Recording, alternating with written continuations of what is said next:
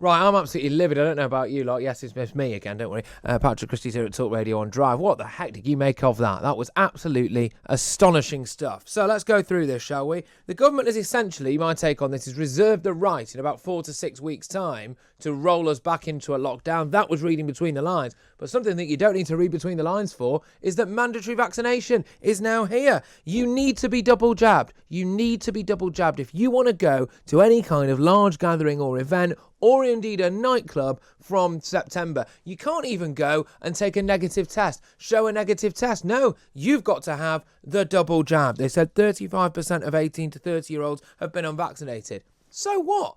So what? I don't see the problem with this whatsoever. If everybody else has been vaccinated, that's a demographic of people who don't really seem likely to die from it or even get particularly ill from it. Where is the notion of personal choice and freedom gone? That was hard won and it was easily lost. It was hard won on the fields of Europe by a lot of, frankly, young and indeed mostly British and a lot of American, of course, lives. And now we've just handed it all back over to central government.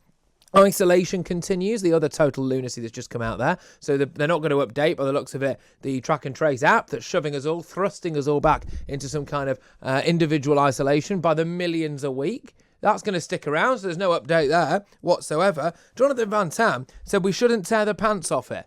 All right, did that apply to Matt Hancock? Because I'm pretty sure he was tearing the pants off stuff, wasn't he, for quite a while throughout this? And it was his name at the bottom of the laws, for goodness sake. I'm absolutely livid about this. Boris Johnson just lied to you as well. He just lied to you. A lot of people might not pick this up, but I'm telling you he did. He said, we hoped it was irreversible. No, you said it was irreversible, Boris. You said it was. There was no, we hope it was irreversible. No, that's a caveat that didn't happen. That's Boris speak. That's Boris Johnson speak. What they didn't tell us there about the people who are hospitalised at the moment with this, right, is how old they are, how many underlying health conditions they have. Is there any truth to the notion? Is it people like me? Is it lying in hospital beds at the moment? No, it's not. I'm very, very angry about this. We're going to go to our political panel coming up shortly. But people, Freedom Day. Have you ever felt less free?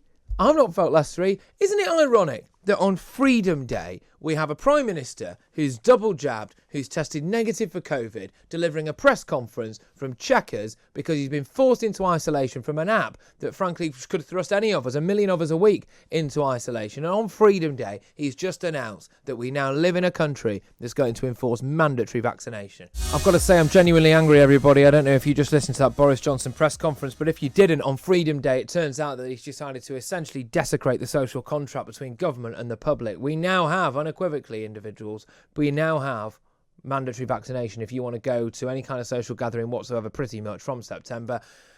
Not even a negative COVID test will do. In fact, Boris Johnson didn't even rule out vaccine passports for pubs. This is amazing, isn't it? Because it's stuff he said wouldn't happen. He also said he wouldn't be updating Track and Trace, that same app that's slamming 1 million people a week into isolation. He said as well, he rewrote history when he said that he hoped that this would be irreversible. No. You said it would be. You said it would be irreversible, Boris. We're not idiots. We're not the same idiots that you think we are. We are not the plebs that you think you can just kind of run roughshod over.